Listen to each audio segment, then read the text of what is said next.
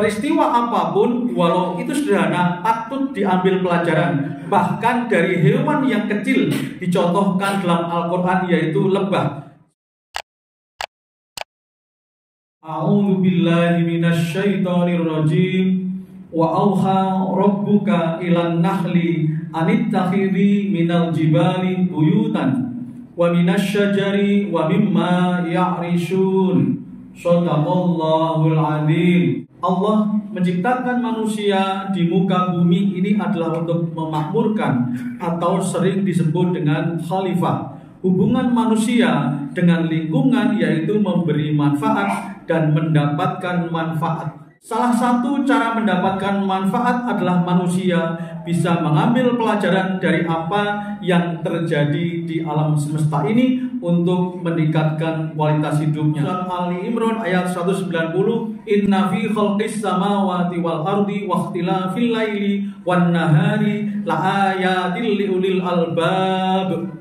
Sesungguhnya dalam penciptaan langit dan bumi dan silih bergantinya malam dan siang hari terdapat tanda-tanda bagi orang-orang yang berakal. Hal tersebut sangat penting untuk peningkatan kualitas keimanannya. Dalam surat Al-Anfal ayat 2, Innamal mu'minuna alladzina idza dzukirallahu wajilat qulubuhum wa idza tuliyat alaihim ayatuhu zadatuhum imanan wa ala rabbihim yatawakkalun. Sesungguhnya orang-orang yang beriman ialah mereka yang bila disebut nama Allah bergetar hatinya, dan apabila dibacakan ayat-ayatnya bertambah imannya, dan hanya kepada Tuhanlah mereka bertawakal. Semua ciptaan Allah dengan segala kejadiannya terdapat pelajaran penting bagi manusia. Dalam surat Yunus ayat 101, Ulinzuru mada fis samawati wal ard wa ma tughnil ayatu wan nuzuru an qaumil la yu'minun.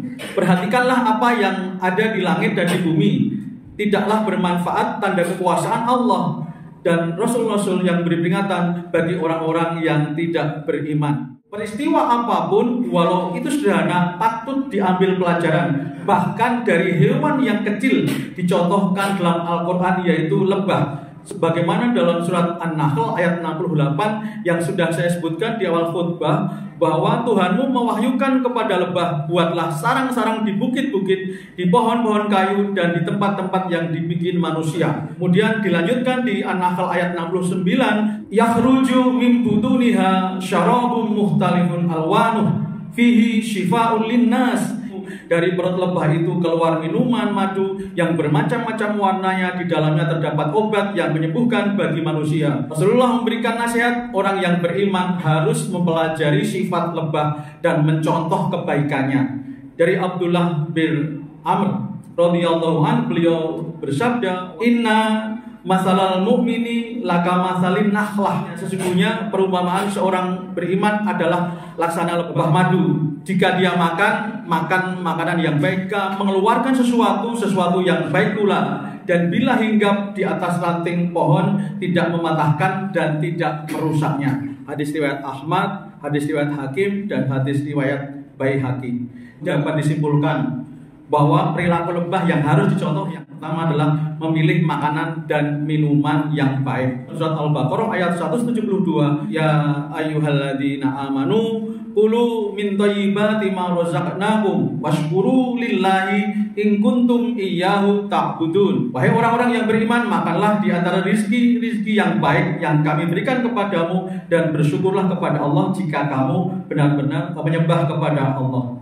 Dikisahkan dalam hadis riwayat Muslim nomor 1015, Rasulullah melihat seorang laki-laki yang menengadahkan tangannya sambil berkata, Ya Rob, Ya Rob. Kemudian Rasulullah memberikan komentar bagaimana doanya akan dikabulkan sedang makanannya haram, yang dipakai juga haram.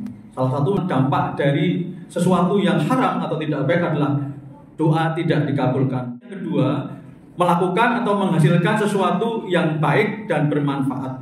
Allah berfirman dalam surat Sabah ayat 28, Wa ma arsalnaka illa kafatal linnas basyiron wa nadhira. Dan kami mengutus kamu kepada umat manusia seluruhnya sebagai pembawa berita gembira dan membawa peringatan. Dan yang ketiga, Perilaku yang harus kita contoh adalah menjaga tempat atau lingkungannya. Allah berfirman, wala tufsidu fil ardi ba'da islahiha. Janganlah kamu membuat kerusakan di muka bumi sesudah Allah memperbaikinya. Jamaah yang dirahmati Allah, bagaimanapun lingkungan sangat berpengaruh kepada kita, makanya kita harus menjaga lingkungan. Jika lingkungan baik, mari kita tambah baik. Jika lingkungan kurang baik, mari kita perbaiki. Manusia harus belajar kepada siapapun, salah satunya adalah kepada makhluk yang bernama lebah, bagaimana dia memilih rezekinya, bagaimana dia memberi manfaat, dan bagaimana dia bisa menjaga lingkungannya.